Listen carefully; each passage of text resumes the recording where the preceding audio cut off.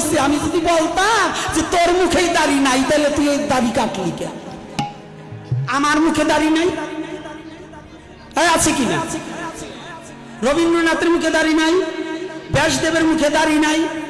কথা, তুমি যে দাড়ি অসুরেরটা মুসলা কাটলা, তোমার বাপের জন্মের আগে, তোমার দাদার দাদা দাদার দাদা দাদার দাদা তার জন্মের আগে এই সনাতন ধর্মে আর্য মহর্ষিদের মুখে দাড়ি ছিল। কথা কও ঘন, বোঝো না তো কিছু, নাম রাখছো মনু, আর কিছু বললাম না।